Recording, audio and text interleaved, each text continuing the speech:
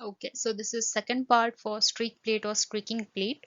Okay, so if you have not watched my first part or first video, depending on the technique or where I have discussed everything about streaking, so please watch that video first and then you can watch this video to get a clear idea about how to follow all aseptic techniques and how to proceed for streaking. Okay, so we had already covered about three quadrant technique or T-streak method, then again about four quadrant technique and all in the first part. Okay, so now let's move directly towards aseptic techniques. Okay, please practice this skill. So some tips or some aseptic techniques that you should follow always. Okay, this is not just for streak plate. For any experiment which you carry out, you should follow these aseptic techniques. Okay, so let's see or let's study for streaking here. And another point I would like to add here is all these photographs are means they are taken randomly just to show or just to depict that what step I am talking about, and they are not related, these photos are not related to any particular experiment. Okay, I had taken them randomly. Okay, so let's start. So first is you need to disinfect your working table. That is very very very important. Okay, to avoid cross contamination you should do this.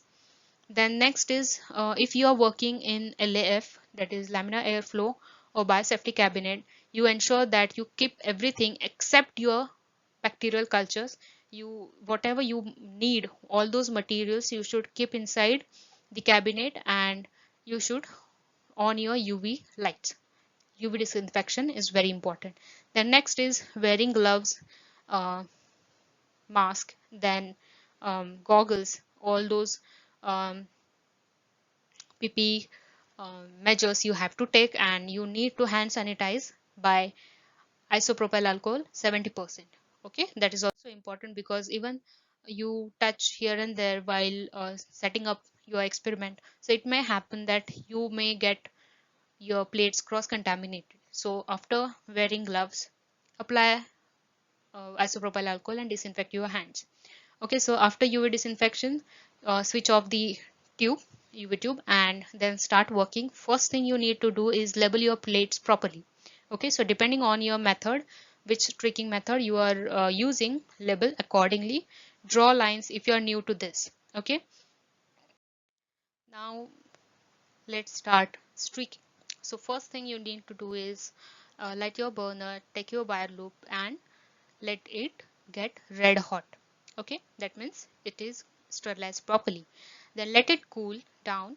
Okay, but don't keep your loop uh, down on your platform. Okay, it should be placed in your hand, in your one hand, and in your second hand, that is in your left hand, you should take your test tube sample, test tube which has your culture or your sample.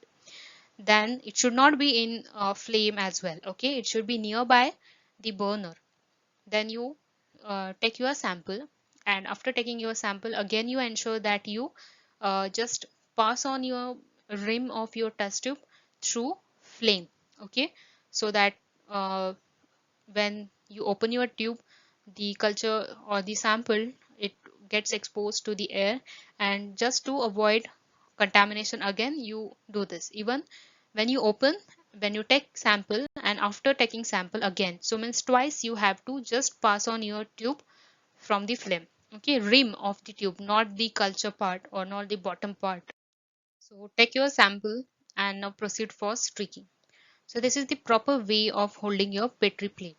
So for example, if you have your wire loop with the sample in your right hand, then in your left hand you should hold your petri plate. So your thumb and index finger should uh, cover the lid, and the other three fingers should cover your base. Okay, base of your petri plate. So your index finger and your thumb should be able to open your lid partially so that you can easily streak your plate, right? So this is the proper way of holding petri plate.